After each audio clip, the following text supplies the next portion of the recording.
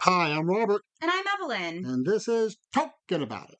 And you might have noticed something special is that instead of one regular episode this week, we decided to release 3 mini episodes because it just felt right. Because we're going to be discussing the animated Lord of the Rings movie, the animated Return of the King movie, and we're also going to be discussing the Soviet Lord of the Rings movie. We didn't think that all of them as one would be a long enough episode, but we thought all 3 of them at the same time would be too long of an episode. So we thought for you guys as the listener might appreciate just the 3 mini episodes all at the same time being released. That way, if you guys did want to watch these movies yourself, you could just watch them and then listen. But we decided since that's the way we're going to record, that's the way we're going to watch as well. So last night we watched the Lord of the Rings animated movie. The 1978 by Ralph Bakshi. No, Bakshi. Bakshi. You were the one that corrected me earlier. I know. Too. It just your pronunciation just got stuck So in my head. Ralph Bakshi. Yeah. We're gonna discuss this one in this episode, obviously, but we will mention a little bit of the animated Return of the King. And in the Return of the King episode, we will mention this one a little bit because they are interconnected, and you'll kind of see a little bit more why later about just why we split it up. But for the Soviet Lord of the Rings as well, you've never seen it, and I only just found out about it from actually from Colin, who was on our last movie episode. I found out about it from him a couple weeks before we recorded that, and we have to watch it. So we're excited to see what that's going to be. We have not watched it yet. But yeah, let's go ahead and get into Lord of the Rings, the 1978 film. We're going to do a little background before we get into it, but I was going to say the background of us watching it first is, so like we've mentioned before, I watched the animated Hobbit millions of times, probably. Like, you showed it to us, we love it. And we love the song Frodo of the Nine The Nine Ringers? Frodo of the Nine Fingers and the Ring of Doom. We sing that all the time out of context everywhere. And I think we've seen that animated film multiple times. But we know that you have shown me and my brother this one. But we'll get into it a little bit more. But after rewatching it, we think we only saw this one once growing up. I have some vague memories of it, but there's definitely a few reasons that we'll get into that I think we only saw it once growing up, which is why we remember the second one much more. So yeah, that's my background with this. So I really only had vague memories of a couple things. Just not liking Gollum and really digging the design for Treebeard was like really the only things I remembered. But for you, I know that this was released in theaters. Did you like ever see it in theaters? Yes, I think when we were overseas at Incirlik Air Force Base in Turkey, I think it ran as one of the Friday midnight showings. Oh, okay. So, because I do remember seeing it in the theater. Okay. So, But as we were watching it, because so we were going to record right after we watched this last night, but we had to process it a little bit more. oh yes, We really had to process it more than we thought we were going to need to. I'm glad we didn't go with the let's record while we watch it. Yeah, because it would have not been the PG rated. Let's just say there's something I got obsessed with that we'll get into later as well. That I still And for you, and because you guys don't know what she's talking about yet, I'm still going to go, but bum. Go ahead. But yeah, it was a journey. But you were saying that you think that the last time you think you saw it was when you showed me and Alex when we were little. Yes. Because I like I said, I have so many Which memories. means we should have a copy of it around here somewhere. We probably do, honestly. We never open our VHS cabinet. We probably should have just to see.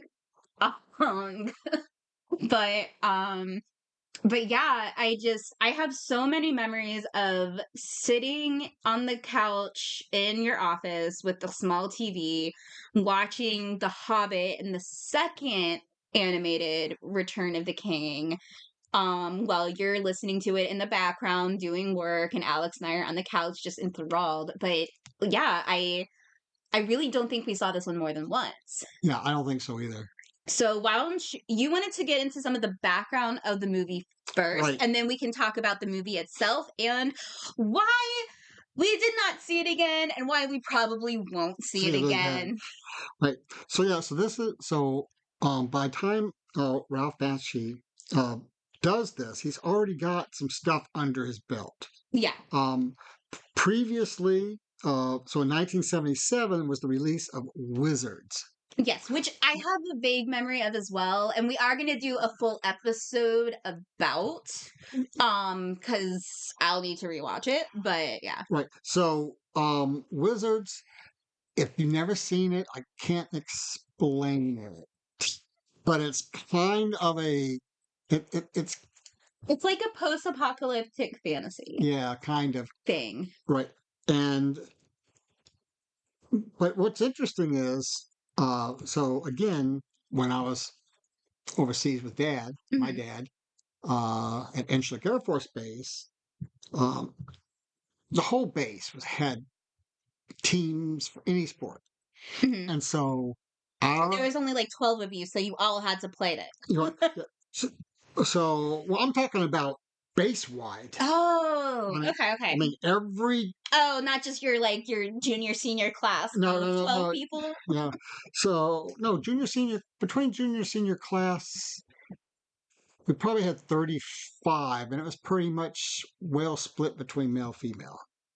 Okay. Okay, so between the two of them. So enough for a male's team of everything and a girl's team of everything. Yeah, and the girls' team of everything kicked ass, especially their softball team. But anyway, um, so Wizards came out in 1977. The Yeah. reason I was talking about that is because Right. that's what us high school guys called our softball team. Oh, And okay. one of the sisters, I don't remember which one of one of the other guys, made hats for us. Stop. Right. And Do you think Grandpa has pictures? but there I thought I came across it not long ago actually. There's but the hat it's it's loosely embroidery letters that say wizards. And not Were they wizard hats or no, ball they're caps? baseball hats. Okay. They're baseball hats, but not a single two were alike Nice. Okay. because it was hand large embroidery uh, stuff. Yeah, that's fun. Um, and Wizards came on several times as the midnight movie, Okay. uh, like midnight Friday movies. Okay, but so Rob Basket, he has some good Yeah, he's coming up. Right, so his first animated film was Fitz the Cat. mhm. Um, oh, that's about all I'm going to say about it. Fitz Okay. the Cat, Okay. because it's got a lot of controversy behind it, and that could almost be a whole another podcast. Okay. Um, but he was part of the Spider-Man animation team, the Spider-Man animation from 1968 to 1970. From the meme? From the memes, Okay. right? All right. And then some of his more successful stuff afterwards. Mhm. 1981 was American Pop. Okay. It's kind of a trippy pseudo history of American pop music. I'm Um, sensing a theme here. and then and then in nine and then in 1992 was Cool World. Okay. Right, Cool World was live animation mixed with I'm sorry, was live action Mhm. mixed with animation. Okay. Okay, and it's kind of a detective story, and the um femme fatale is the Femme fatale. femme fatale. The uh, in it is, it's like an old Noir. femme noir, Okay. but it's a new noir um, detective thing. So So like the so detective, like Who Framed Roger Rabbit, but like serious. right? Yeah. But anyway, um, when I was looking it up earlier, I was surprised it was only a PG-13 movie because there's a lot of going ons between the live actor, um, um, Wait, what? Oh. uh, and the animated femme fatale. So, um, I can't remember her name, but she is drawn very sexy, very inappropriate. So Jessica Rabbit, but No, no, no, no, no, worse. no, no, no, no, But no, no, worse. no, no, no. Jessica Rabbit is wearing Oh, sea bags, seed bags, seed SEED. Don't look at me like that. Seed bags compared to what oh, they're wearing is. interesting. Yeah. Okay. All right. All right. Um, and uh, so that's some of the background about Mm-hmm. him. Uh, We also wanted to talk about the background for the voice cast some of the voice casts. because we kept going, who is that? And looking up and going, Oh, gosh. yeah. Okay.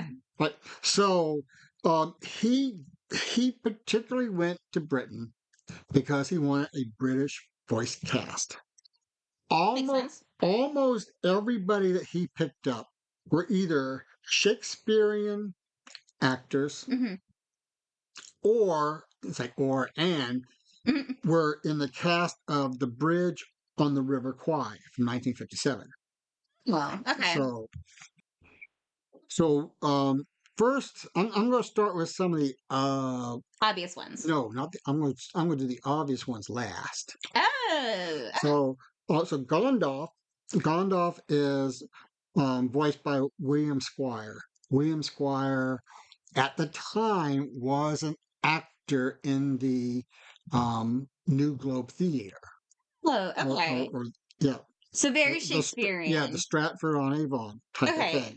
Which that is in my notes is Gandalf seemed a little bit more dramatic and serious than other interpretations Hmm. and the way that I interpreted him in the books. But that would make sense with that kind of a background. So Frodo was voiced by Christopher Guard.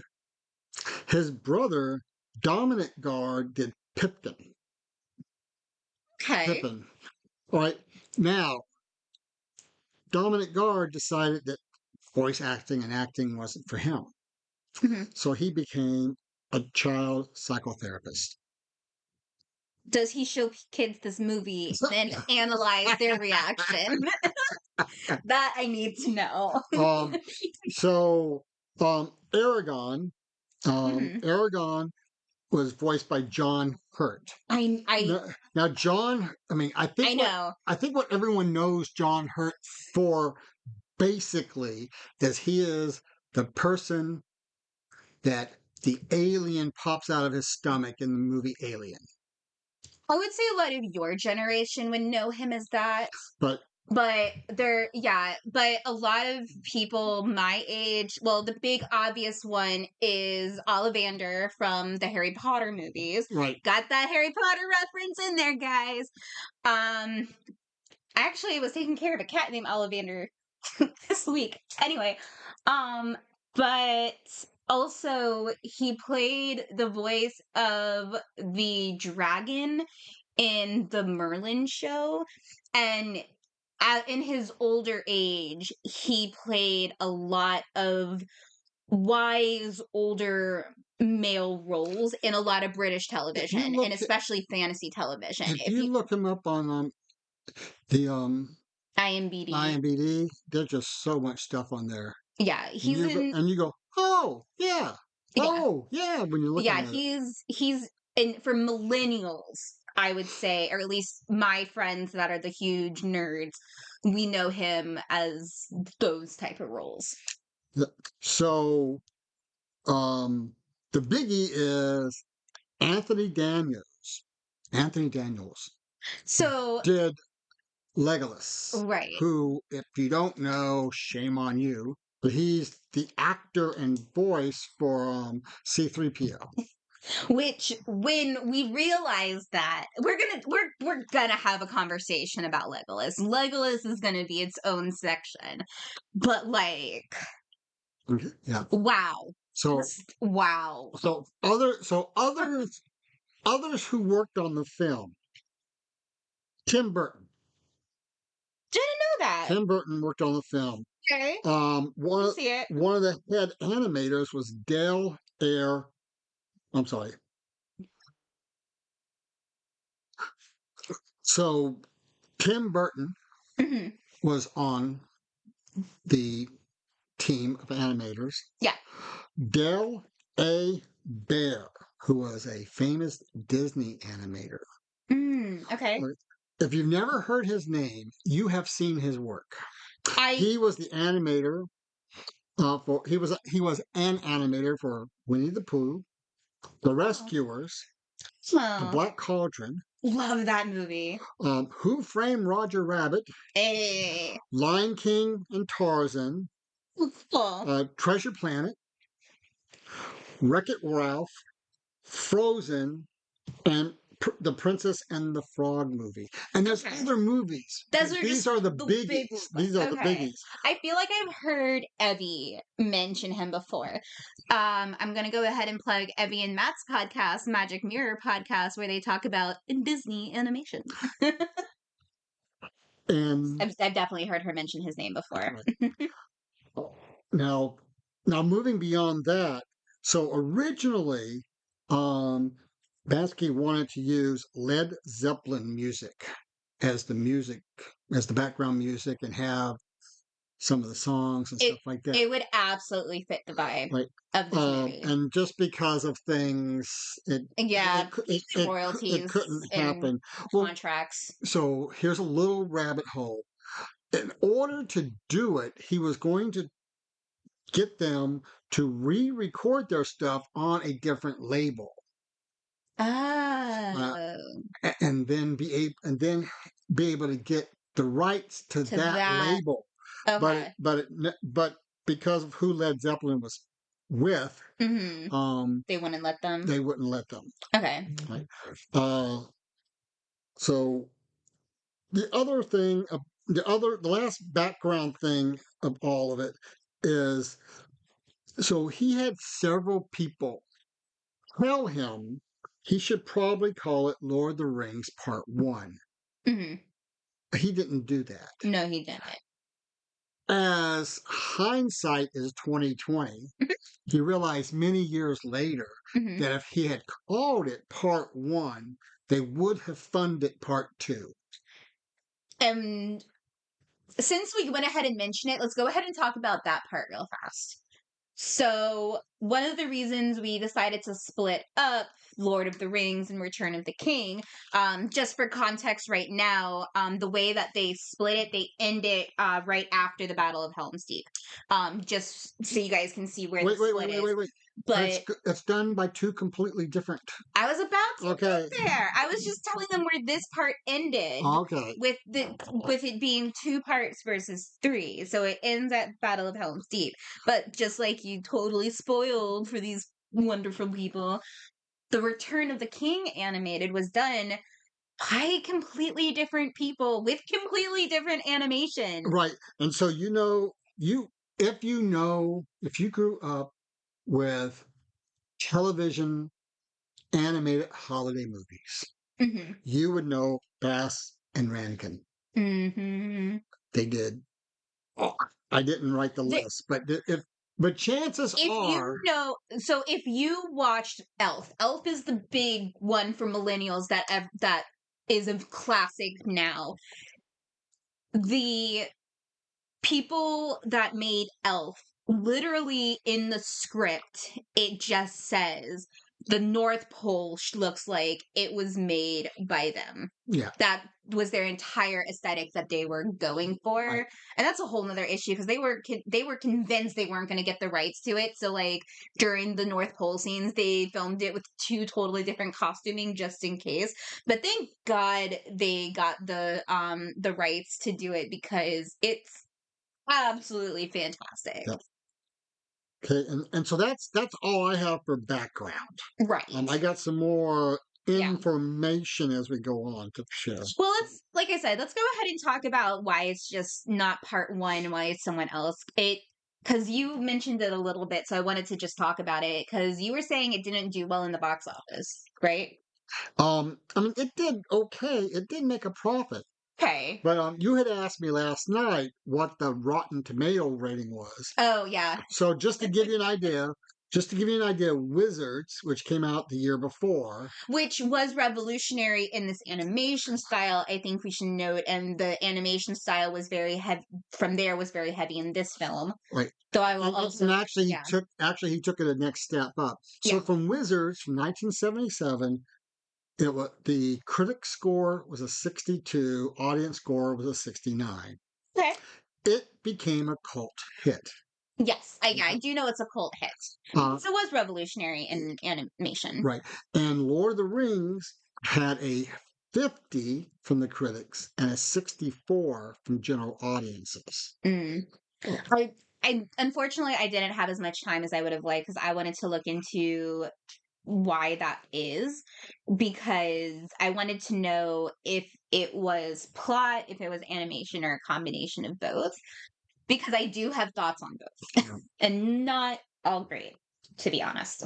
And so I think that's interesting too, is, Hmm. you know, Even though it made a profit, it just wasn't right. When it wasn't as well received, I right. guess. And when it was released, I mean, this is when it was released. Hmm. You know, you get people to watch it now who are of the Xer generation Hmm. or Yeah, I would say for the extra generation like you would kind of be nostalgic. yes. And then I would say for the millennial generation, and I'm a millennial Gen Z cuss, so I think I could at least kind of say for the Gen Z that it's honestly it's not something that you see often at all. Like period, let alone now. Like I honestly can't think of anything current So or I in was pop culture that's like it. And I think that while it would probably confuse a lot of millennials and Gen Z, I think it could get a cult following of people that like that weird experimental fun stuff because right. there are people in my generation that appreciate people taking a chance and trying something new.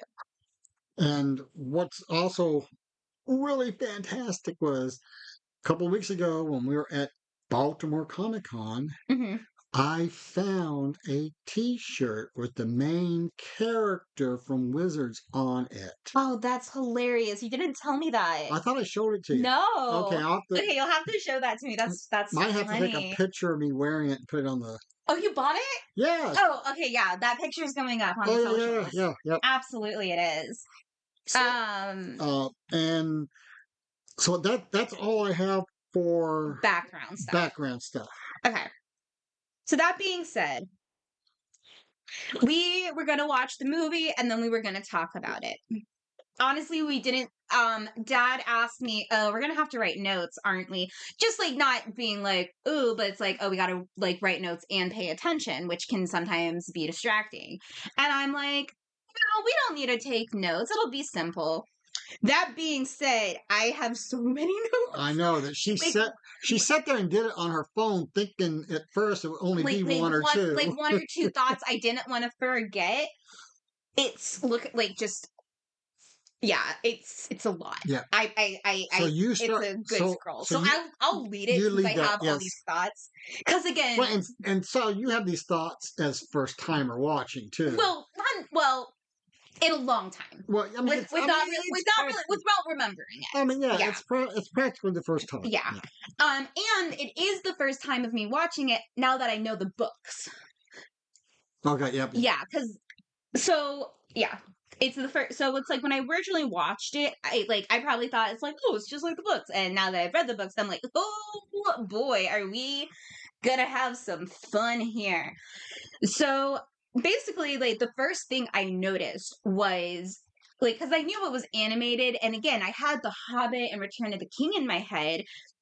In the very beginning, like the introduction, it's literally just live action people with like a paper canvas red filter over it with kids doing their darndest.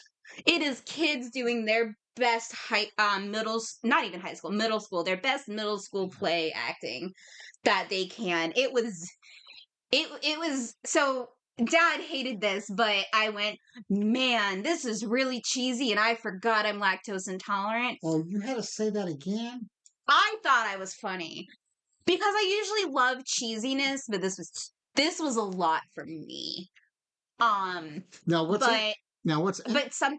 but yeah, it's really cheesy. But in that first opening scene, something that so I asked him to pause just so I could open up my phone so I could take like the what I thought was going to be the one note, and we paused it right after it mentioned that the ring stayed hidden in the river for thousands of years, and you brought up something interesting.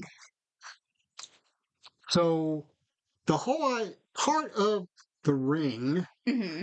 while the ring can't get up and walk on its own, It's kind of sentient. it's kind of sentient. It can like it the so what we're not going to give you our whole reasoning and conversation because we truly had a long conversation about this, but what we both agreed is that it can manipulate the living sentient things around They're it, not even sentient. I mean, so well, the living things around it right, to help it along right. So so how about him?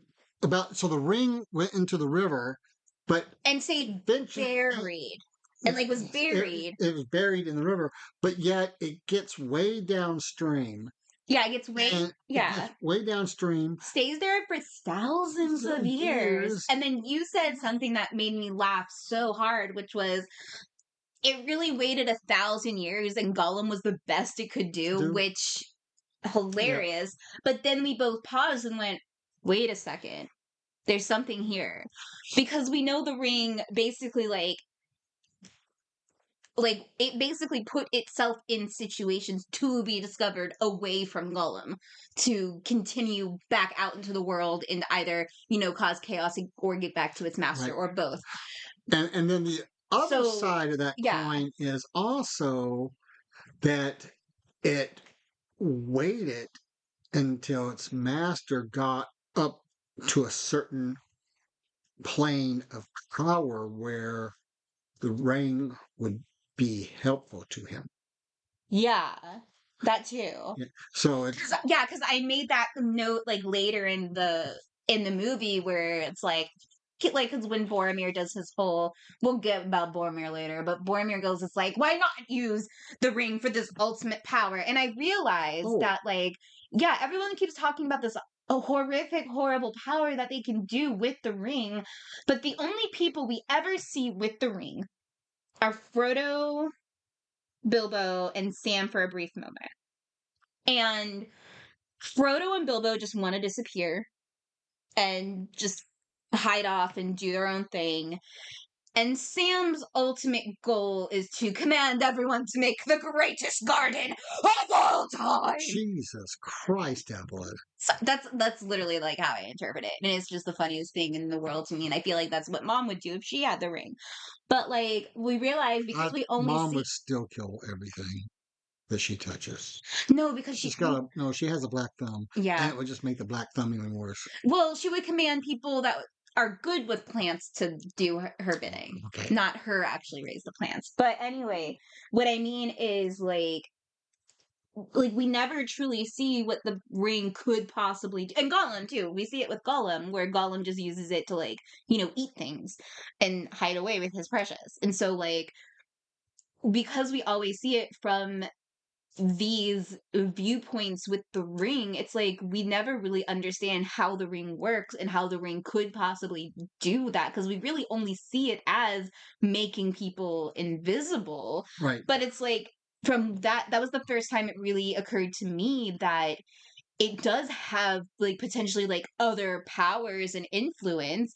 It's just hobbits and pre-hobbits are just so, I simple minded's not the term I want to say. I guess simple hearted, where they have simple wants and pleasures, where they don't have these grandiose things of other of men and elves. Right.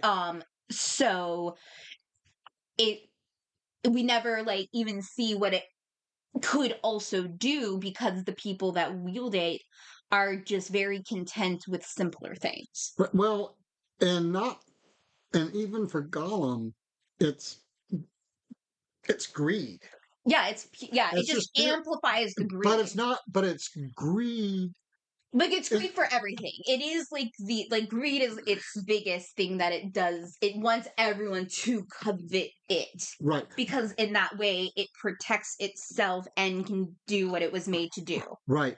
And which reminds me, many years ago, at I don't remember which Comic Con it was, but we saw a fan art with Gollum as a orange Oh, lantern. yes. Yeah, we saw a I think fan. I even bought You that for bought it. Alex. Yeah. Yeah, you bought it. Yeah, someone reinterpreted Gollum as an orange lantern, and for And, those no, of you, not and the. They're true, going. there is, yeah. So for those of you who do not know, the quick thing is the orange lantern color related to the green lantern and all of the different color cores. The orange lantern is all about greed, and there can only ever be one orange lantern, because when you become the orange lantern, you literally you hoard all of the other possible orange rings and orange power into one single person. And it's a it's absolutely fantastic. Like, all the orange lantern stuff I'm like here for. And having Gollum as the orange lantern with his precious ring, Yeah, it was cool. it was like we looked at each other and we're like, how did we not think of this before? This is the most brilliant thing that we've ever seen in our lives. Um, but I got a lot of notes here. We got to keep Okay, right. trucking, because I said this was a mini episode. And I knew We it wasn't going to be. once I started really writing, we knew it wasn't going to be. But anyway, so I have another note that says the cheese with 5 E's. Just stop. So Okay. cheesy. Okay. Well, it was. And then I kind of noted that so the next thing I kind of noted that was a little off for me was Bilbo. Um Bilbo was much, in my opinion, seemed much more um of like the cautious type thing in this movie than I interpreted him in the books. I felt it was more intense in this movie. And again, I feel like a lot of these over intense things is to drive it home because they had limited time. But I felt that it was much more intense than what I interpreted it in the book. Well, but they didn't even do, but they didn't do it as bad as in the books though either. Because when Gandalf asked him if he's leaving the ring, Yeah. you know, I mean, from it's straight from the books. It's my ring. Why should I give it to him? Right. And it's just, and it's So that, underscored in this compared to how it is in the book. right. Yes. Yeah. That is very true. And I also noted that Gandalf was a lot more intense as well. Um, and then just the animation and so basically the interpretation of the characters in general with their actions and their mannerisms and even their how they choose to say some of the very famous lines after seeing the live action, especially since the live action, the first one I have seen multiple times, it was just definitely it was definitely different. Not bad different. It really threw me at first, because it was definitely, I felt Frodo was a lot more closer, I guess, to my book interpretation versus the Elijah Wood interpretation, which is not bad interpretation. His interpretation is fantastic, but I felt it was closer to the book, um, in that way. That being said, though, throughout mostly the beginning, but throughout the book, I did make a note that Frodo's faces, the animation was great. Like, they really were able to, for all of the characters, with maybe the exception of Legolas, which we'll get to, the expressions, like they animate and now that I know who the animator is, that makes sense because the expressions, like, they don't have to rely on like the speaking roles. They're able to animate it in a just a very expressive way, Right. which I thought was really, really cool. If you think about it, it's animated as if you're watching a stage play instead of a movie. Yes, Because that's a great way to put it. when you're acting on stage, you You have have to to- oversell it a little bit so the people in the cheap seats You're can see acting you. for the bleachers. Yeah. That being said, though, this is where I made my note. I don't like this version of Sam. Do we want to go ahead and talk about Sam? This is going to be this is one of our rabbit holes. So Sam, I know. So Dad is over here defeated. So I'm going to go ahead and take the lead on this because he's just shaking his head. So as you all know, Sam is Dad's favorite character. And The real hero of the books. He calls him the real hero of the books. And after reading the books, I tend to agree.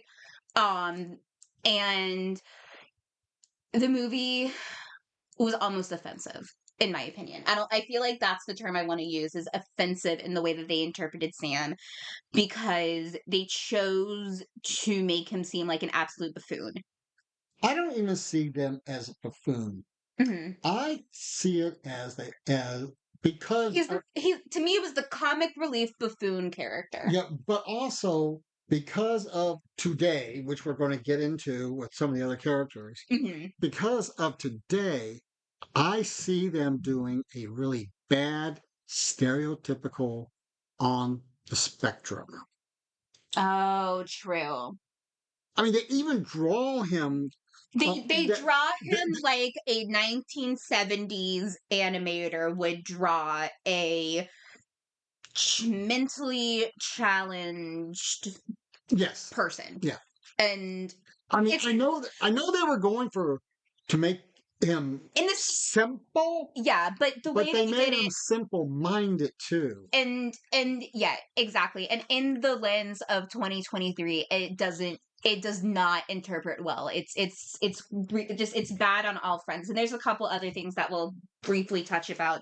But we don't want to go too far into it because we're not experts on this subject, but we did want to mention that it was basically offensive to me, the way, because it's a disservice to the character and for that type of like tropey character from that time period when it was made. Right. Is also offensive. And there's a part of me that's really glad that the second movie didn't get made, because how would they have handled the end? Well, not only that, how they, not even the end, but when, when Sam takes over after Shelob, and that he figures out how to rescue him,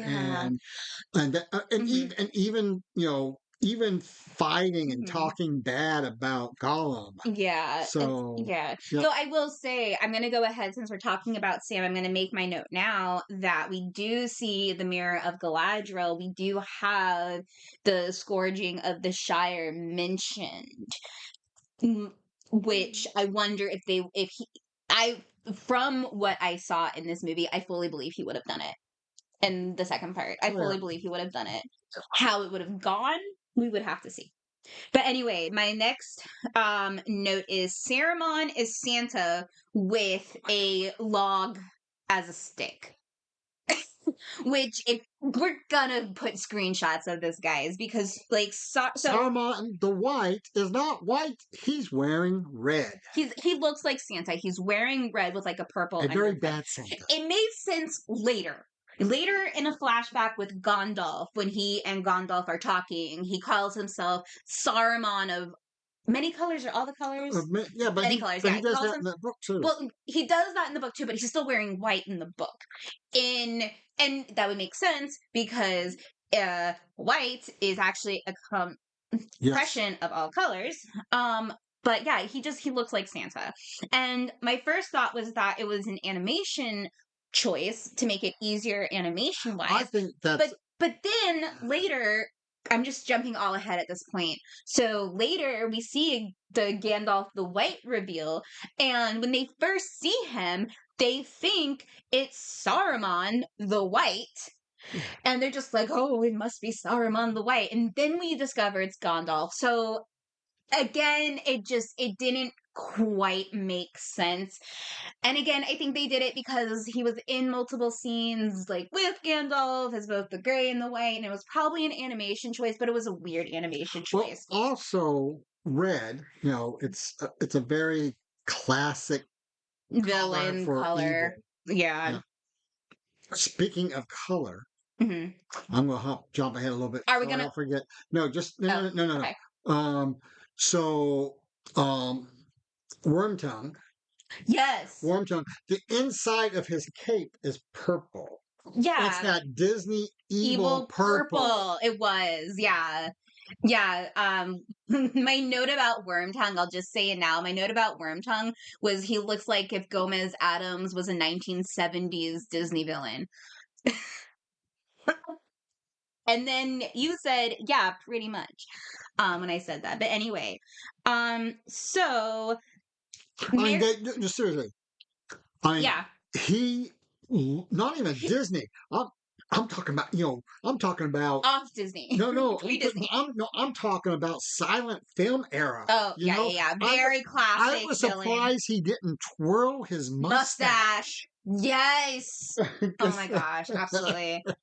he had that He did. mustache. Well, no, it was more of the Gomez Adam mustache. It wasn't quite the evil. Yeah, but still, It wasn't quite the evil but see, you can one, even but he could have played. Yeah, yeah. you should see the two of us after like we're Like we're doing it and neither. oh, Anyway, my next note is Merry and Pippin were just suddenly there. Like literally, like okay, I'm gonna say this now. The transitions in this were non-existent. It hopped one to another, no just segues. no segues. And like literally like it's like 1 second Gandalf's like, you must go, and then Sam is like eavesdropping in a weird way, But and they're like, okay, you'll he's go. not eavesdropping. They bring. Yeah, he's just there. He just happens to be where they're walking. It's a whole thing. I But no, but yeah, because they're not in the house. yeah, they're just walking around They're out walking around in the fields where and the anyone could forest, listen. and yeah. But anyway, so it's like it was weird. that's such a famous line. I know. I know. Eavesdropping. I'm not dropping any eases. Mm-hmm. Anyway, so Gandalf, there's a lot we have feelings, guys. So, but yeah, literally, Gandalf's like, I guess you'll go with Frodo, and then literally the next scene we see them in All four. all four of them, and And they don't mention their names at all. They yes, don't mention their names until like halfway through the movie, by the way, but they're just there. along And with Bill the Pony, which yeah, Bill the Pony. We got some Bill the Pony love. We love ours, which we'll talk about when we get there too. But anyway, so Pippin and Mary are just there. which they suddenly lose when they hide. No, we'll talk later. No, I'm just saying. Bill. Bill's not there. Oh yeah, Bill's not there. Then And then when they when they hide, and but then when they're back up, he's back again. yeah, and he's back again, and then. After they've already been on this journey Where with was the Sam and script Frodo. girl? I Okay. know. But like literally after they're already through the journey, like several days into the journey, they're just like, we're coming with you. We've been conspiring, but not really. It was just weird the way they did it, Yep. and they explained it after they were already along. And then speaking of animation, my next one is the Nazguls were in brown and were walking like bad zombies. Oh my god! At one point, it was like it was this, I don't even know like how to verbally express this in a They're wearing non-visual way. they're wearing like monk brown. Yeah, it's Monk Brown, which again, it was probably an animation choice, but they have a completely different animation later during the retroscope part. But anyway, like it's brown and it's weird, and then I mean, and it turns to like green and black and then back to brown, and he does this and they use that and they like use that Disney evil green too. yeah, they use the Disney evil green because lime is evil. And um anyway, so the oh my gosh, sorry, it's just a lot thinking about it. So But yeah, it's and so just we but see it's so the like bad figures. zombie walking. But when they need to do stuff, they're suddenly very agile. Right. But and it was funny too because we see one, then we see three, Then then we we see saw five, five, and and then then we we see see nine. yeah. All But the nine though, they're just like we'll probably see the last four soon. But it's like yeah, it just kept like changing in numbers at one point. But it was at this point where they're in Brie, and the first time I write in my notes, does no one wear pants? But we'll get that later. We finally got a song. We did get a song in Brie with Frodo with that whole thing.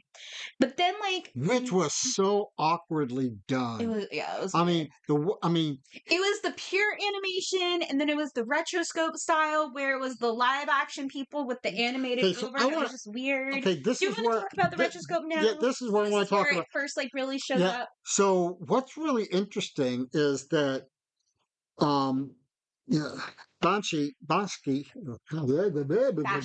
Baskin, no Shin, she she Okay. Lux she Ralph. We'll just call him Ralph. Is he Bansky? So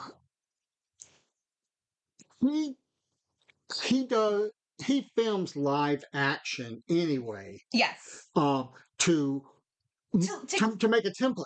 Right, to make a To make a template. and Which I want to know who the live action for Legolas was, because and wow. so they do. So he does that, Mhm. and basically then they trace the movements. Yeah. Well, yeah, they literally, but the way that retroscope works is they trace it on top of the live action No, but film I know, and but then overlap them. no, but It's there's a very oversimplified way of explaining it. no, but before we even get the rotoscoping, is they are literally they are literally tracing every frame. Yes. I mean, I mean, literally tracing, Every single literally frame. tracing, Yeah. and which I mean, That's probably where the budget went for this well, movie. and that's Yeah. and Because and that the was part of reason it he too, wanted is he ran out of his budget. and reason he did that was because he wanted to make sure he got the movements correct. Yeah. Uh, and and he did that a lot in Wizards as well. Right. But I thought originally that just like in Wizards, where he takes World War II film Hmm. and and traces it and doesn't You were thinking that there was a lot of stock images. yeah, but no, but he just But yeah, he a lot of it was filmed for the movie. film for the movie, But and so later on, as the process went, he made the decision to just do the rotoscoping. yeah. I mean, I mean, especially during the battles, which Yes. I mean, I could see Why? Like, yeah. Yeah, It makes sense.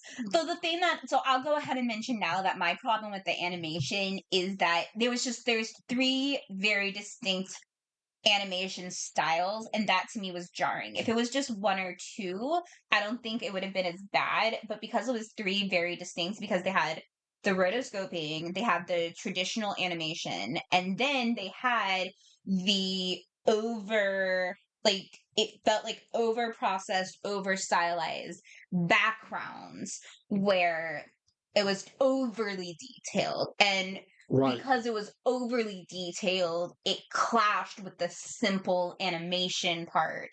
And it was a completely different type of detail from the rotoscope. So to me, it was just very jarring visually. And I think that's what he was going for.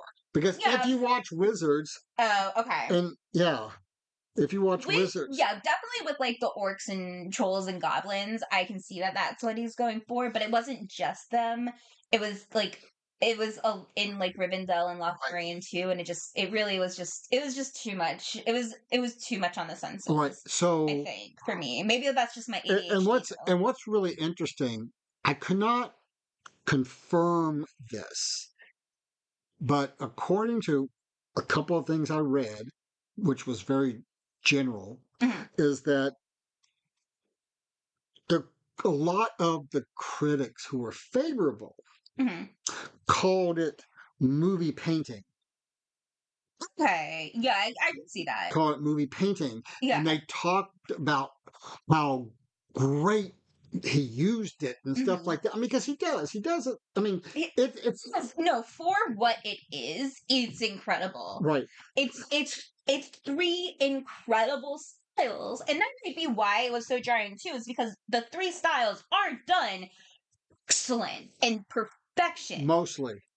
Yeah, there's a couple parts. You want to talk about Legolas?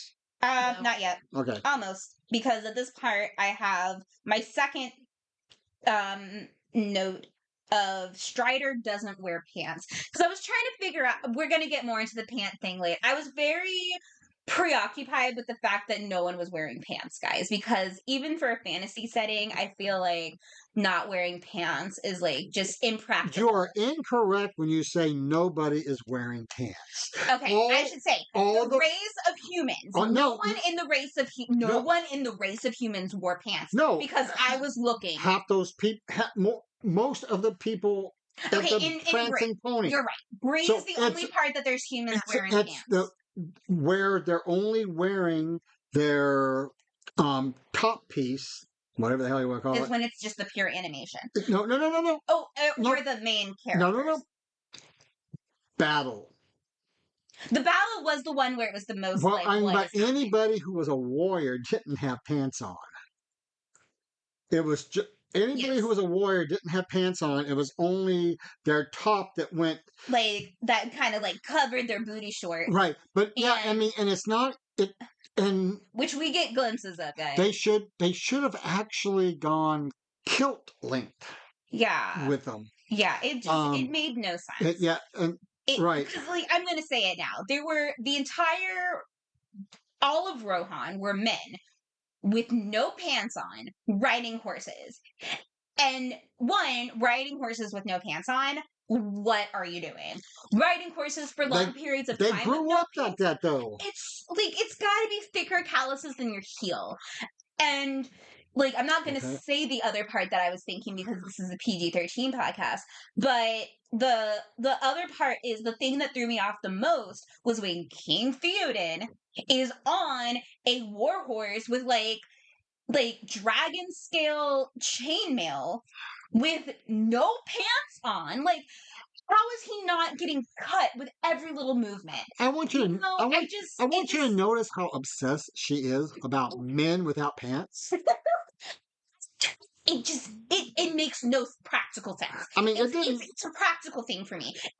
Women would be the same way. If we saw more than 2 seconds of Eowyn, like I would have made the same, because I make the same comment about women not wearing pants and fantasy fighting type stuff, but men not wearing pants and like short like dress shirts, like with Kardashian booties, like it.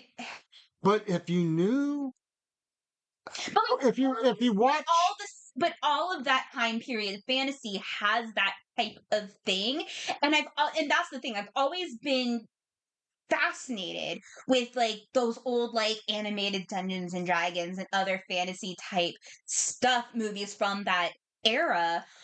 Usually do not have those warrior men wearing pants, and it's one of those things that over the years I have noticed in pretty much all of those multiple different types of media, and I just like, why it actually all starts if you go all the way back to silent movies. That's how they decided they were going to to do fantasy? depict um medieval Yeah, fighter. Hey. Who knows? It would be so easy to just like wear something to wear I almost swore, guys. I'm sorry. To wear some tights So here, or so here's a slightly different color to imply so tights. so here is my take. Okay. I There is enough difference in tone. Not in these movies There's that I enough am different. describing, especially this There's enough difference in tone between what they're wearing and their color of their skin, and their skin is not a proper skin color. So I see it. I mean, not until you went off on your merry little half-naked men. their arms and their legs, their bare arms and their bare legs were the same color, and the parts of the other characters that you see, like the elves and the hobbits, when they show the difference between like their elbows, like divots versus when they don't have divots with arms on, and you see it in the knees and you don't see the divots on the knees on the people that wear pants. They're not wearing pants.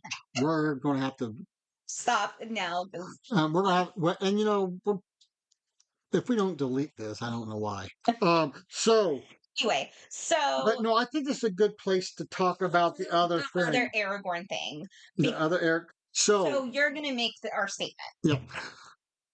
So between Aragorn and a couple of other main characters, there seems to be some racial appropriate Racial overtones racial is the way I would probably overtones say. because Aragorn has cartoon American Indian color of skin And facial and facial features. which again we're not experts on this. We don't know why this was chosen, but it came off as the stereotypical Native American scout type animation trope, again from days long past, that from a lens of 2023 felt a little icky. Right. And King Theoden, Mhm. we don't really notice it until he's in armor and on the horse that much, Right. but he is brown skinned. Yes, he is animated in And the white beard really in makes a it makes it pop. pop. Yeah, the way he's animated was a little like, why did they make this choice kind of thing. Again, I think it ties into the same mindset of that fighting men don't wear pants. Well, because they're out Because in the sun, they're but not rough, only yeah, but but not only that, it's so for him it It's may be. Hollywood. He's perpetuating the Hollywood stereotypes, Mhm. and so Yeah. not just character wise, Mhm. but aesthetic wise. Yeah. Because like the barding on Theoden's horse is Yeah. very, very reminiscent Yeah. Yeah. Yeah. of Of uh, Hollywood, Hollywood Hollywood, barding. Hollywood derived royalty and barding. Right. There's also a couple of scenes where some of the horses have like full robes on um as if it was a jousting tournament. Right, even though it's like fighting. Yeah. Because and I understand that's like they're trying to like make the point for the audience, trying to like get the aesthetic and everything. But again, viewing it from like our lens now in 2023 and what we know now, it just there's some of the things, obviously a lot of things come off as like that Hollywood not historically correct stuff, but there, like we said, there's definitely seems to be some potential racial things going on, but we don't feel comfortable addressing it because we aren't the experts But in I it. also But we don't. did want to mention But it. and I also don't think that they intentionally did that. It's just that it's Right. so ingrained in In Hollywood at that at time. that time. Yeah, that's the other thing that is just like we don't think it was intentional, but in a way that makes it worse. Right. Yeah. And well, I also I'm gonna go. I'm gonna keep going with this. Hmm. So Boromir. Yeah. How they interpret Boromir Was is a like, Viking. well, even a Viking. It was a mixture of a dramatic barbarian as interpreted by Rome with a Viking, but again in ways that Hollywood interpreted it at a later time because they made it Viking and barbarian, but barbarians didn't wear the fur type outfit that he was wearing. Hollywood suggested that, Yeah. and Vikings didn't wear horns on their Well, that's what I helmets. mean. um It's the Pop Hollywood. culture of the It's the pop culture, it's I the say, Holly. It's the of the yeah. operatic Yeah, interpretations of it's the the 17 and right. It's 1800s. the It's the Hollywood take on. Yeah, it's the Uh, Hollywood take on so these things. he's wearing And he he's wearing a helmet with horns, horns and just like Hagar the Horrible in the comics. right, Also, he's wearing the same type of like the barbarian fur fur type type thing, outfit that we think of from like barbarians of the Roman Empire kind of right. thing. And And it was in my opinion with Boromir, I felt like that was just another very poor interpretation of the character, is that they felt that that was the best way to visually represent him, and as a warring man. as a warring barbarian of a man that doesn't think of anything else except warring. They did at the end have him like realize what he did and regret it and try to help Merry and Pippin. However, in the books, there's so much more nuance, and I think in the live action, there's a lot of nuance too. But it was very one note, and that was again one of my problems with Sam. It was very one note, and I feel like that's how it is for a lot of these characters. Because again, I do realize they have a lot less time to build everything up, but it was a bit like everyone's very one note. I felt. Right. And then what the thing that it's funny how things bother you. The little thing that bothered me Hmm. is the first time we see all four hobbits, they are already wearing their green Yes. cloaks. Yeah, they're already wearing the clothes. And they do the thing of where Merry or Pippin drops. Some like a pendant, but you have no idea what the pendant is supposed to. They totally And lost all their elegance. especially because they didn't make it look like a leaf. Yeah, they not in the leaf. Yeah, I mean, it had like a sun. no, it motif. was. I mean, it was like a thick coin. Yeah, it was. Yeah, A it was thick like coin with a starburst on it. yeah. And speaking of the hobbits, like that is like one of my next that is one of my next notes, is like the hobbit sizes kept changing throughout the entire thing, which just drove us nuts. All the non-men sizes. All the non well, Gimli stayed very close to the same size, but our problem with Gimli is that he was the same size as Legolas for the most part, maybe like an inch shorter occasionally. Well, elves are supposed to be shorter. No, Gimli as the dwarf is supposed to be much shorter than the elves. Yeah, but anyway. Yes, dwarves So- are supposed to be shorter, much Right. shorter. Oh, and they don't. But And he's animated like a French Canadian no, woodsman. he is animated like the dwarfs from Snow Right. White and the Seven Seven Dwarfs. Yeah, Because mixture of they that have and a because French Canadian accent. because he's not he's not wearing any armor Yeah. at all. He really does look like. And he's got that baggy hat. Yeah, that's common with. It's the baggy hat, but again, it's that French Canadian lumberjack hat versus. But the rest of his look was very like, I wrote that down to Snow White and the Seven Dwarves, where it looks like he could be like their taller cousin. Now that's where we get to Legolas. So Legolas is so literally like as we know in the live action, they change it to Arwen, who comes and helps Frodo along. Well, we see a blonde dude, and I'm like, oh, they must have done a great thing. And then all of a sudden Aragorn goes, hey, Liz, how are you doing, man? And I'm like, and I was so loud going, what the explicit, that my mother upstairs heard me and laughed. Like, not knowing what was happening, but I'm like, what is happening? So, And like, Legolas and Aragorn are bros. They've known each other for a while. And then they imply that Legolas is of Rivendell, like, too. And it was a whole thing. But Legolas, oh my gosh, during the entire well, movie, technically he's a vassal under Aaron and not his dad. Galadriel. No, Well, no, his no, he's from the he's elves from the elves and of Rivendell.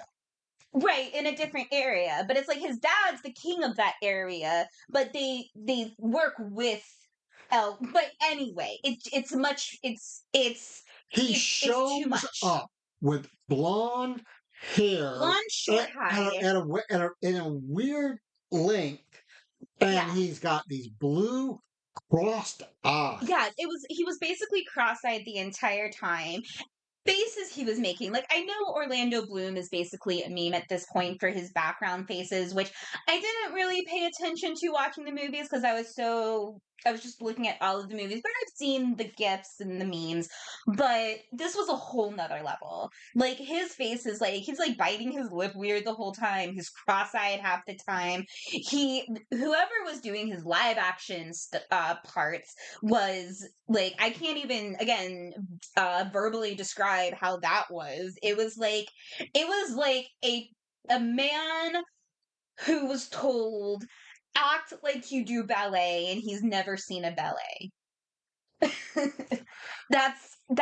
Well, That's the only way I can but even I describe it. It mean, was so much. but also I mean, so And I and wrote here, he's what's worse, the eyes or the teeth? Because the teeth are like fully round circles, yeah, too. right, Like, by the way. yeah, and you would think This is turning into like one of our longest episodes in a while.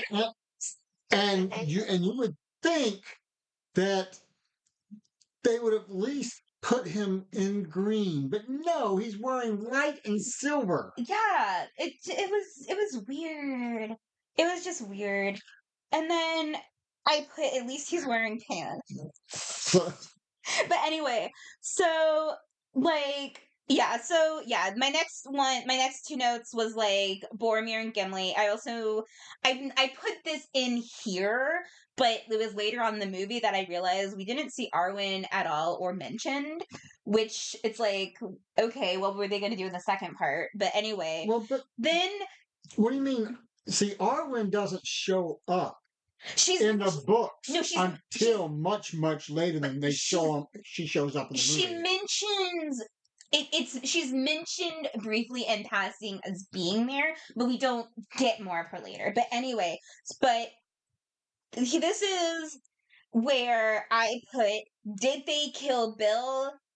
And then I put Kill Bill Sirens. So but they it's again, the transitions were weird. So they get to Moria, and the way they're talking about Moria was really weird too, but we're not gonna get into that. They're getting into Moria and the whole like arguing about Moria and trying to get into Moria and the speak friend and enter thing was just done weirdly. But as they're going in, when we had the lake monster squid thing, and they're trying to escape, and it grabs Bill and they all run into the mines and Bill gets left behind and all we hear is poor Bill and I'm like, did they kill Bill? And then I'm like, kill Bill sirens going off, I'm gonna kill Bill for killing Bill. Like, oh my, I know you're thinking I'm stupid, but like, I just we're, as you all know, That's a usual thought, just to let you know. true. But as you all are very well aware, this is a pro Bill the Pony podcast, and I got really upset. Like, I literally turned to him. I'm like, "Did they kill him?" And and like, the plot's going forward pretty fast at this point, and you were just like, kind of like, just keep watching. And I'm like, "But did they kill Bill?"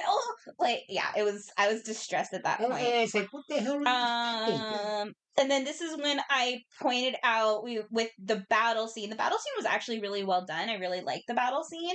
But this is when we finally see that Aragorn is in fact wearing underwear. But But also, then but also, um, so fighting the orc in Mhm. Moria. I thought it was cool. That is where that is the first place that he is actually using The live the action live. tracing, No, no, not the yeah rotoscoping. retroscope. Yeah, we're Yeah, it's getting not. away from the animation. It's the rotoscoping. It's rotoscoping, Yeah. and but because of budget, there's like four of Yeah. Yeah, you can definitely tell where there was budget problems. But then we see the Balrog, and do you want to say what you told me that made me absolutely lose it laughing? Do you remember what you told me? them. I don't remember. You started laughing because it was just like it was just bad. It was just bad overlay. And dad just starts laughing and goes, that was like something out of South Park. Yes, Yes. yeah, the Balrog, like literally it was stationary and they made it look like, and they just moved it like it was flying, but it was completely stationary. And it looked like one of those like paper animations out of South Park. And we were both dying. Like laughing, trying to still pay attention when he said that. And he's got a flaming Um, sword in one hand and then the whip in the and the whip other. in the other, and it's a normal size whip. Yeah, it's just, yeah, And instead it's of a big old it, long thing, yeah. And then we have the whole like him and Gandalf thing, and they escape, and they're just like, "Well, we gotta keep going. We gotta get to Lothlorien," and that's a whole nother thing. But then it's just suddenly they're in Lothlorien again. No transition. They're talking about like, should we not go there? And then suddenly, I'm Galadriel. Like but also, it was. for me, the non-transition transitions to me growing up watching TV as an exer, Mhm. that's how it's done. I get, well, yes, at And like from media and at that time, but this was still much more jarring, I feel like, than and usual. that was a going against um like 50s transitions. Which was like the side swipes and all that. No, no, no, no. So in a 1950s movie, Hmm. if somebody is racing their car to get to the office, Hmm. okay, today we just know they unless something is Hmm. particular about being in the but in a lot of those earlier era movies, Hmm. you see the guy get in the car, you see the guy get out of the car with the perfect parking spot right in front of the doors. He goes to the doors, he gets on the elevator, he gets off the elevator, and he's in his office. Gotcha. Okay. So leaving all that transition out, so you have those extra 10, 12 seconds Seconds. of real show. Though in the 50s, that's still part of that, like the whole um economic boom and it's in that kind of thing. I do remember talking about in some class of mine how that was to show that it's like this person was well enough to like have the car and have the parking space and have the top floor kind of deal. But yes, and no, yeah, it's definitely to save those times that are needed. At this point, I was really noticing like the orcs and how just fun they looked, and I really wanted some production stills, which I actually found a production still from them, which I will share, and it was just really fun. Though I did notice at this time, I think they've kept forgetting who was supposed to be Merry and Pippin because, like, several times in the whole scene with them being like fighting the orcs and then getting taken by the orcs, they keep referring to them to each other as Merry and Pippin completely differently. Because as per usual, their clothes aren't changing, but like whose hair color kept changing at one point. But there was one point the person like in the certain outfit that was he was Pippin the entire movie. He suddenly turns to the other one and goes, "Oh, Pippin, we're in trouble." And the other one goes, "I know, Mary, I know." And I'm just like, and it happens like two other times in the movie. Um, yeah, this is when we see And the Rohan and stuff. I think and again, I say script girl because Mhm. that's what they were. That's what they were the back then, yeah. That's what they were. A script girl was supposed to keep track of Of of who was who and where was who was where. who, what was what. I mean, it was the script girl that would make Yeah. sure that the cigarette was half burnt down, Yes. that Yeah. that the cup of coffee was full and hot, Hmm. that Yeah. type of stuff. And so they did not have that consistency. That somebody Yeah. with the consistency. My thought on it is that is that they drew it with the mouths talking, Mm. saying those words, Hmm. and then realize, oh, wait a minute, so and so says that in the book, and so and so says that in the book, and So so they just did that because there's already enough problems with with yeah. and thank God we didn't have such thing as fanboys back then. Oh, and so it was when this is when we saw the Rohan, and this was my third note of not wearing pants, but we won't get into that again. But at this point in the film, we were at the Wilhelm scream count of 2. Yes. We had a total of 4 in this movie. Just fun thing. And then we really get Gollum at this point, and Gollum is done very differently, Well, obviously, than the live for action. animation purposes, he walks upright most of the time. Yes, which no, animation wise, I totally like. I didn't have a problem with animation except for like the Kardashian waist and booty, which we do get a full view of, guys. At one point, it was weird, but 'cause the loincloth does fly up. But thank God it was the back. But yeah. Anyway, it's not that I disliked it. It's just I made a realization that if this was what I saw prior to the Lord of the Rings live action even coming out, if like I didn't like this was still like freaky and creepy. And I know that I thought Gollum was creepy from the beginning. So if I didn't like this Gollum and the other Gollums, the live action Gollum, no wonder that I was like I just couldn't watch the other 2 movies. Right. Like absolutely no wonder I couldn't. And what's going back to the very beginning of the movie. The beginning of the movie starts with With the story the story of Gollum, Smeagol and Sm- Deagle, and and played by again kids doing their very best middle school production. right, and it's in that um shadow realm again, where it's like Yeah, they're probably they just directly filmed. filmed live action and put a filter over it. Yeah, Which I don't hate, but it was that's what they did. And then we got Treebeard, which I did remember what Treebeard looked like, but he also got that Kardashian booty. oh my God, They he's all got drawn. booties. He's drawn He's so weird. He's got the super long torso that goes into like his head, but then he's got like this thick booty and then these like really short twin legs. right, and his nose is this huge. Carrot. It's a carrot. No, it's a log. It's a cut off Yeah, it's just log. it's a cut. I mean, I don't hate. I like the face. I liked this version of Treebeard, but the wide shot from behind was just I think somebody. somebody. I think somebody was doing as an inside joke. Probably I mean, was this the Quentin Tarantino? Not no, Quentin Tarantino.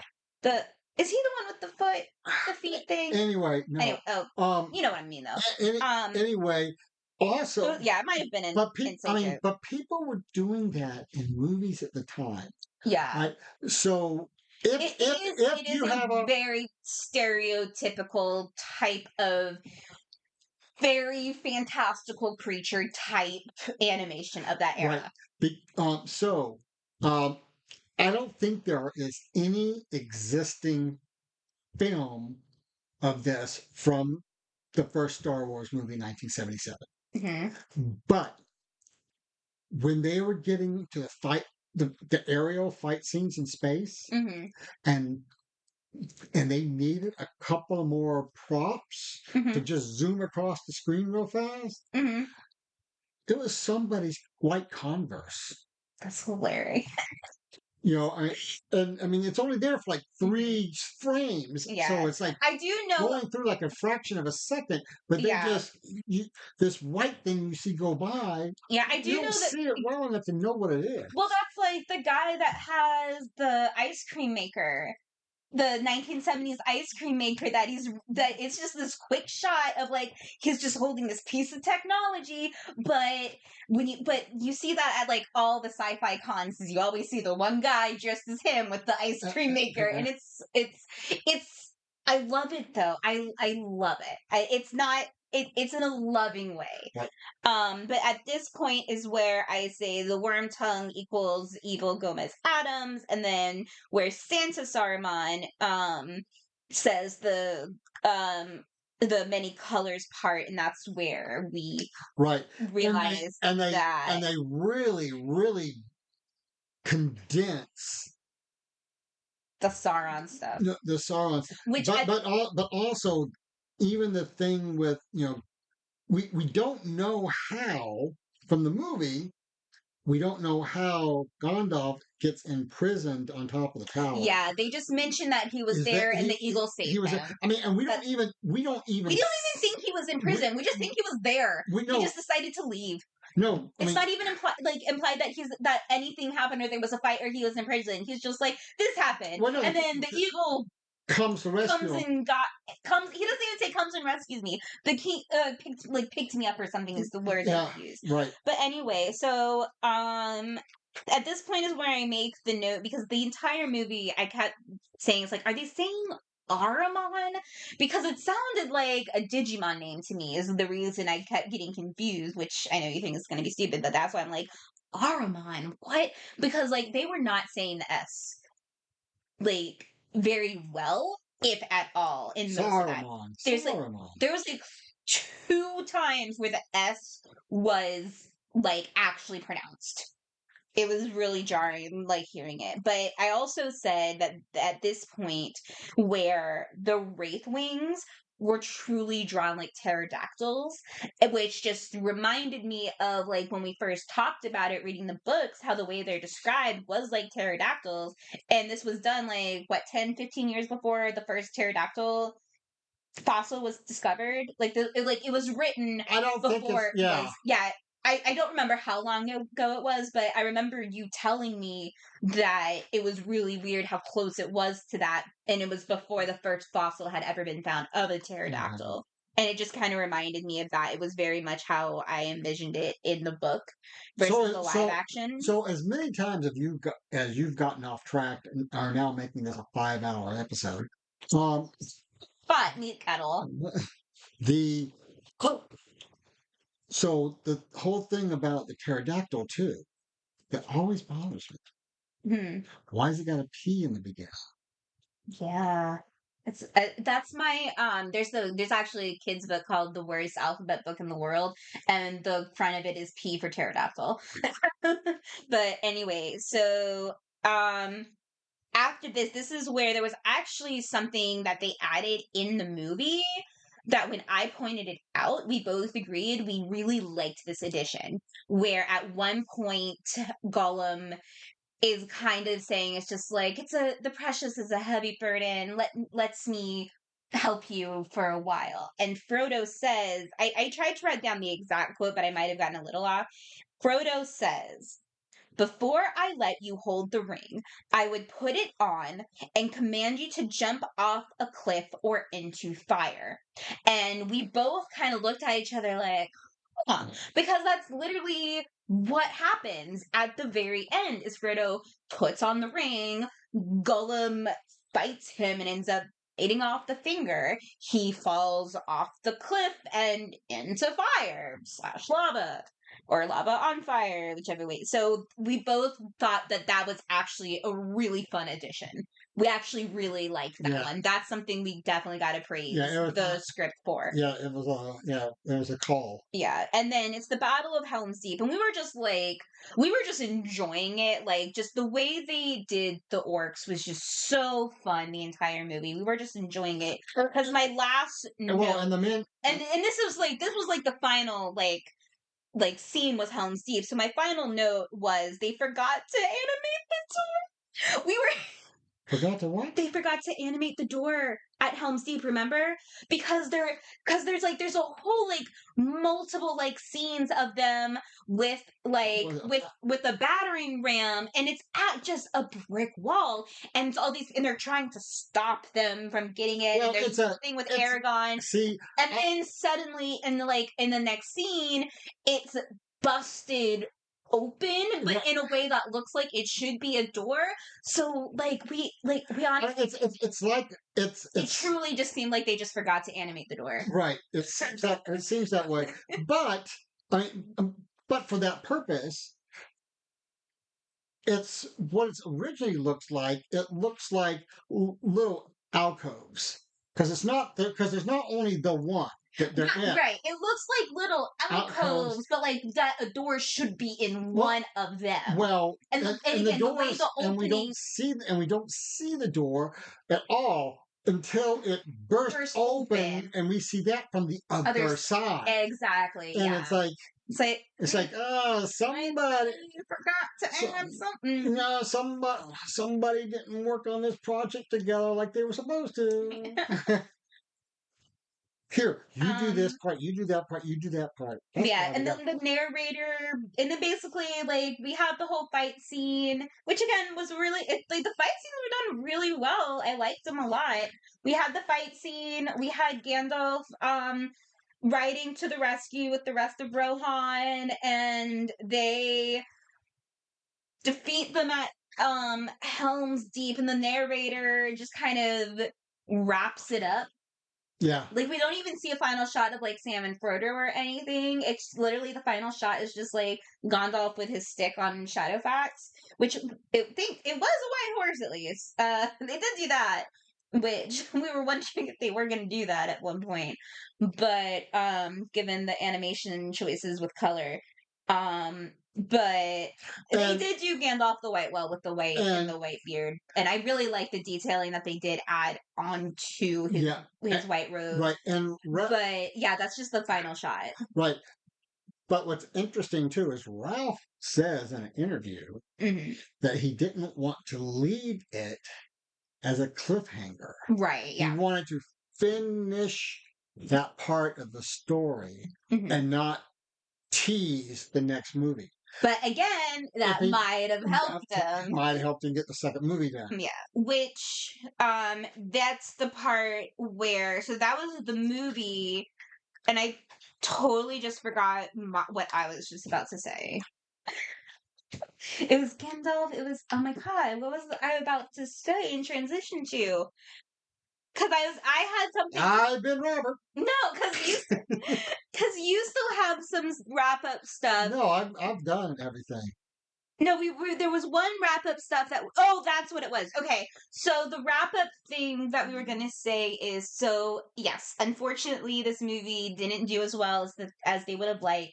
So a totally different team did a basically completely different sequel. But no, it's not. They're they were not doing a sequel. It was not a whole different team. I mean, It was a whole civic studio no, and production. right. And Yeah. years Years and years it later. has absolutely no connection. The only connection is it picks up where this. It doesn't even pick up where it leaves off. It doesn't? No, it picks up later on. Oh my gosh, wow, okay. Well, we'll have to, when we get there at that mini episode, as we are approaching recording for an hour and a half now for this mini episode. We ended up with a lot more to say about this movie than we No, you thought. ended up with a lot more to say. That is true. It was mostly me that made a lot I of mean, these notes. I curbed myself from the rabbit holes, and you just. Believe it or not, I did curb myself. Believe it, that was me curbing it. And you know that to be true. Search your feelings. You know that to be true. I've been Robert. Will one more thing. So we found out only about an hour before we recorded, which was me driving home from work, was there is actually a documentary. There's a documentary, and it's called. The name of the documentary is called "Forging Through the Darkness: The Ralph Bakshi Vision of the Lord of the Rings."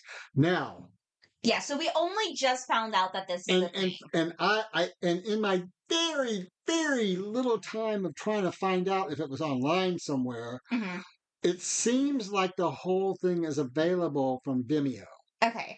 So we are going to try to find, we are definitely going to try our hardest to find this and watch this. We just, with timing, trying to get all of these 3 episodes out at the same time, which I'm realizing now that we're an hour and a half in, we should probably rethink doing this type of thing again, but we're committed. In more ways than one. Mama didn't raise no quitter.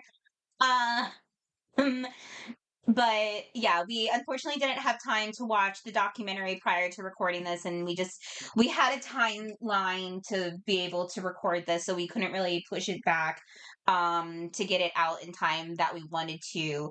But we will be doing it, and it will be a free bonus episode whenever we have time, because we are I'll go ahead and tease, obviously we have the other 2 movies coming out at the same time, and then after we're done recording this episode, we're actually going to go ahead and talk about our next couple ones afterwards, so we can start doing our research for it.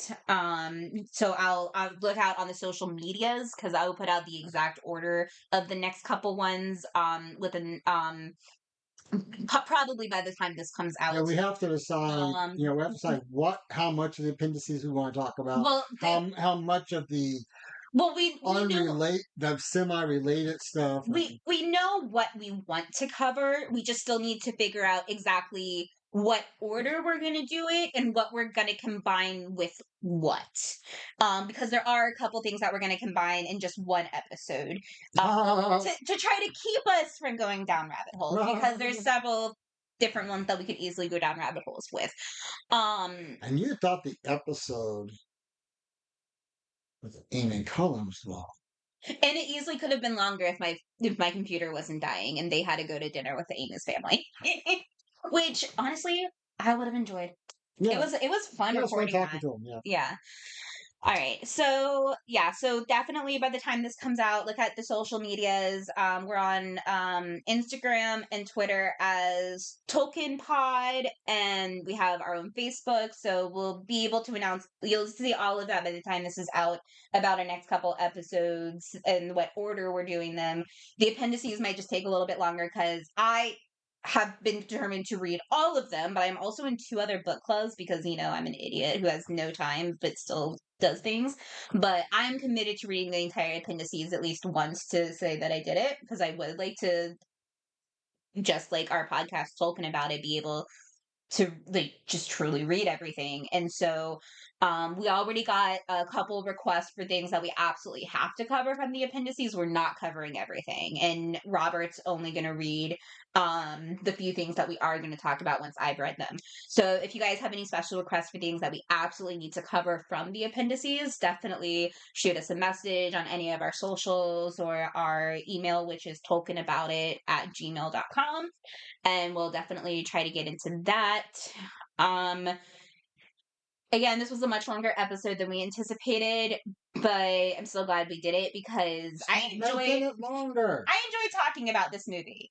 I didn't expect to have so much to say about it, but in a way I enjoyed it. I've been Robert. I'll let you get away with it. And I've been Evelyn, and we're talking about it.